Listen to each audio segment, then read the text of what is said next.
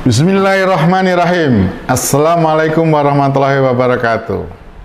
Berjumpa lagi dengan saya Cecep Muhammad Yasin yang insya Allah berusaha untuk mengedukasi melalui Cecep Muhammad Yasin Channel.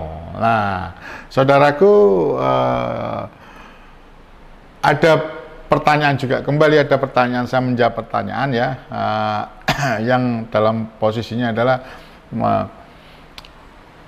ketika di channel kemarin saya mengatakan bahwa ada dugaan yang menurut saya Komnas HAM karena sudah overlapping ya, bekerjanya tidak sesuai dengan tupoksinya, tidak profesional menurut saya, kembali lagi menurut saya itu, kacamata saya tidak profesional karena itu bukan tupoksinya melakukan rekomendasi, bahkan seolah-olah dibuat ada pelecehan. Maka di sini kemarin saya menyampaikan dugaan saya bahwa Komnas HAM ini bermain.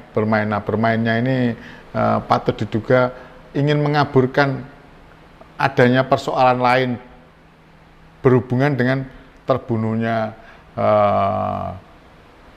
Brigadir Joshua di tangan Kadif Propam Irjen Verdi Sambo.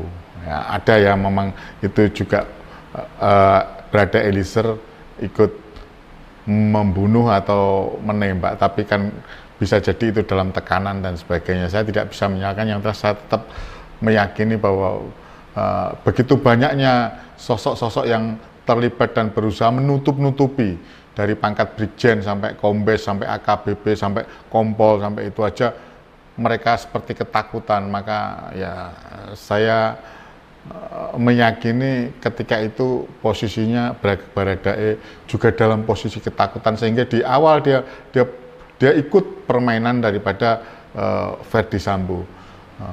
Tapi setelahnya sampai dari pelecehan pun dia juga ikut. Tapi setelah itu dia sadar diri, entah bagaimana, tahu-tahu dia sadar diri, jiwa hero-nya, jiwa berontaknya ada, bahwa dia sebagai polisi harus berbicara jujur, sehingga dia menyampaikan fakta, dan itu saya acungi jempol, saudaraku ya. Kembali kepada Komnas HAM yang sesungguhnya menurut saya tetap sudah keluar dari tupoksinya, terlalu ke dalam, sehingga seperti seorang penyidik saja ya, maka membuat rekomendasi yang saya pikir adalah rekomendasi yang sesat, menyesatkan. Ini patut saya duga menutupi. Saya dapatkan fakta, kita coba setback ke belakang, bahwa dalam peristiwa Brigadir J ini ada dugaan adanya bisnis haram yang dilakukan oleh, yang diduga kembali lagi dilakukan oleh Verdi Sambo. Dalam fakta, di mana ini saya baca ya, mohon maaf, ini saya baca berita dari berita ini seputar Tangsel. Nah, ini seputar Tangsel, harian seputar Tangsel 11 Agustus 2022. Seputar Tangsel, mantan Kadif Propam Polri Irjen Verdi Sambo telah ditetapkan sebagai tersangka pembunuhan terhadap Brigadir J pada Selasa 9 Agustus 2022. Verdi Sambo disangkakan dengan pasal 340 subsidiar pasal 338 jungto pasal 55 dan 56 KUH pidana ya, dengan ancaman pidana mati atau pidana seumur hidup atau pidana penjara sekurang-kurangnya 20 tahun. Nah, meski demikian, motif pembunuhan dengan Verdi Sambo terhadap Brigadir J masih belum dibeberkan kepolisian. Menurut Kapolri Jenderal Listio Sigit Prabowo, tim sus masih harus mendalami hal ini. Sementara itu, pengacara keluarga Brigadir J, Kamarudin Simanjuntak, membongkar rahasia kelam yang diduga dimiliki oleh Verdi Sambo. Menurut Kamarudin Simanjuntak, Brigadir J mengetahui bisnis haram yang diduga dijalankan oleh Verdi Sambo dan atasnya yang lain. Meski demikian, ia ingin menjalankan detail bisnis yang dimaksud. Nah, ini ada bisnis haram.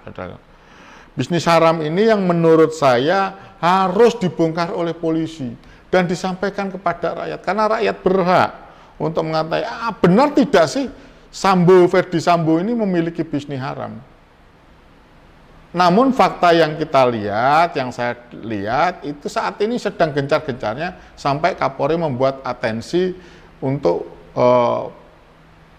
judi online itu di berangus.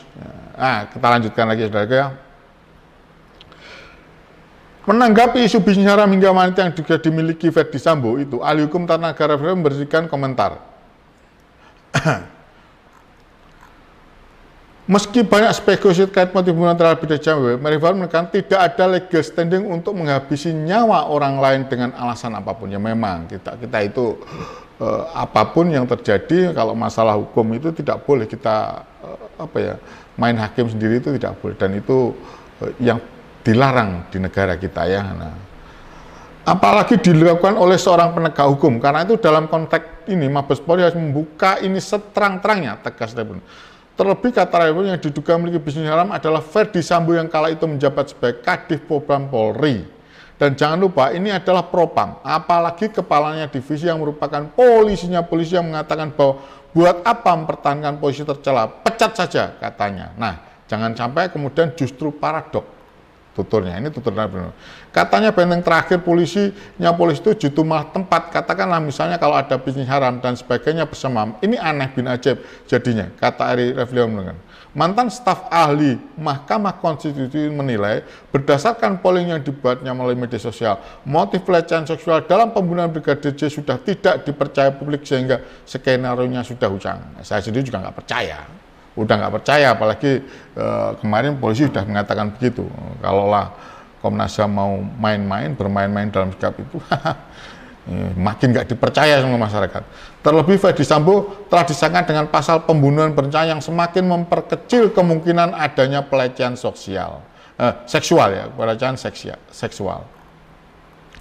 Revli Harun mengatakan, meski tim Sus Polri telah memiliki perhitungan sendiri, tapi ia menghimbau agar keadilan dan kebenaran dapat ditegakkan. Ini sepakat saya dengan beliau, sangat sepakat. Tidak melindungi orang yang salah dan tidak menyalahkan orang yang melakukan sesuatu karena terpaksa atau dipaksa yang mengancam jiwanya. Tegasnya dikutip seputar tangsel.com dari kanal YouTube Revli Harun pada Kamis 11 Agustus 2022.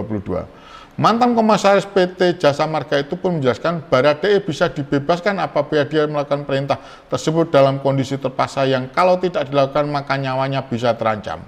Tapi kalau misalnya nyawanya tidak terancam dan dia lakukan itu, nah itu gawat. Apalagi misalnya dia punya kesempatan untuk menghindari itu dengan melapor dan sebagainya. Meski demikian, Revli mengatakan hal ini merupakan bagian dari proses sejauh mana para tersangka terlibat dalam kasus ini, terutama Ferdi Sambo. Nah, ya kembali lagi ya, ini Prof.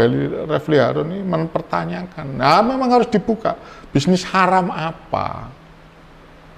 Jadi apa yang sekarang ini sedang terjadi harus dibuka, khususnya dalam bisnis haram. Kalau masalah pelecehan saya yakinlah itu sudah tidak ada, insya Allah saya berkeyakinan itu tidak ada. Halunya komisioner insya Allah loh, halunya komisioner Komnas HAM saja sehingga keluar dari tupoksinya. Tapi yang perlu dibuka saudaraku adalah fakta sesungguhnya ada atau tidak perjudian itu atau narkoba itu. Mohon maaf, sekarang ini sedang gencar-gencarnya. Di daerah saya ada Kapolsek, maaf saja, Kapolsek Sukodono dalam jajaran Polres Sidoarjo ditangkap masalah narkoba. Kapolsek Karawang ditangkap juga. Kasat narkoba Karawang ditangkap juga. Nah ini menunjukkan apa? Apakah ini ada hubungannya? Bisa jadi, saudaraku, bisa jadi. Dan masalah perjudian 303, kode 0303 sekarang sudah banyak.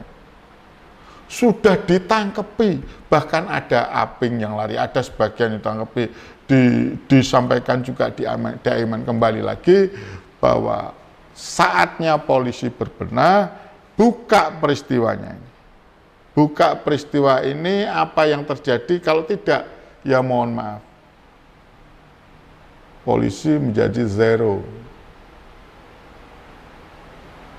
Polisi menjadi bagian daripada yang bermasalah dan perlu bukan hero lagi, menjadi zero, dari pahlawan menjadi pecundang. Saatnya ini dibuka. Karena sedemikian rupa, mohon maaf saja, sedemikian rupa sekarang ini. Kenapa itu tidak bisa? Karena juga hubungannya. Kapolri harus menanyakan juga kenapa ada kode 303. Kalau ada itu hubungannya dengan judi online, maka pertanyakan, mohon maaf, ini pertanyakan. Bagaimana dengan Kemenkominfo? Kenapa kok Kemenkominfo tidak? Mohon maaf saudara, menurut saya ini sebetulnya mudah kalau mau. Semuanya sudah jelas. Saya tidak ada kelompok-kelompok atau kegiatan-kegiatan badan hukum lain yang tertangkap atau diduga saja pengurusnya melakukan, ini pengurus ya, itu saja bisa dibekukan asetnya. Polisian mudah untuk membekukan sedemikian rupa bisa. Kenapa terhadap ini tidak? Saya tidak perlu sebutkan ya tadi, karena itu juga ranahnya ranah polisi, tidak masuk ini. Tapi bisa dihubungkan saudaraku. Maka ini menjadi bagian yang harusnya oleh kepolisian dilakukan upaya-upaya, yaitu penyelidikan yang lebih transparan. Kapolri sudah ngomong, ayo transparan. Presiden Jokowi juga sudah ngomong, transparan, terbuka biar publik tahu. Terbuka berarti apa? Motif-motif di dalamnya. Tidak boleh kalau Kabar Eskrim ngomong biarlah penyidik yang mohon maaf saya mendengarkan kemarin, biarlah itu menjadi bagian dari penyidikan, garis besarnya begitu ya, dan penyidik yang mengetahui. Oke, kalau dalam ranah-ranah mungkin ranah-ranah adanya dewasa yang dikatakan oleh Pak Mahfud MD itu ditutup. Tapi untuk masalah 303 dan narkoba harus tidak boleh rakyat tidak tahu, karena ini sudah menjadi konsumsi publik.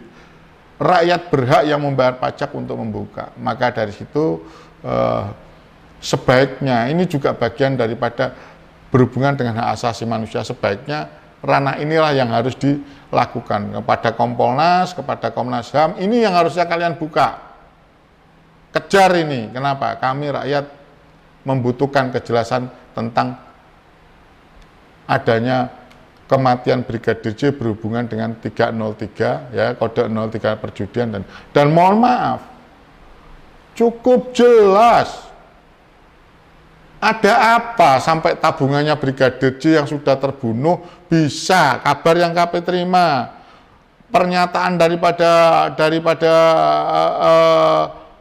pengacara Brigadir Joshua, almarhum Brigadir Joshua, yang mengatakan bahwa ada pencurian di rekeningnya Brigadir Joshua. Kalau ini tidak ada hubungannya dengan Verdi Sambo, tidak mungkin Verdi Sambo akan mengambil, kalau itu benar diambil. Dan ini berhubungan dengan kejahatan perbankan, money laundering, TPPU, jelas itu tidak bisa dibiarkan begitu saja. Ini harus diungkap oleh polisi, karena rakyat sudah tahu, kita sudah tahu, kita akan tetap menuntut. Ayo buka, ayo buka. Kenapa kok Verdi Sambo bisa mengambil uang dalam posisinya Brigadir J sudah meninggal? Karena setiap tabungan itu adalah ada rahasia perbankan yang hanya orang yang memiliki tabungan itu yang bisa mengambil. Tapi ini kenapa bisa diambil? Nah, ini harus dibongkar oleh polisi dan ditunjukkan kepada rakyat. Ada kejahatan TPPU. KPK juga harus turun ini. Tidak selayaknya KPK membiarkan. KPK harus tidak boleh diam. KPK harus tetap turun.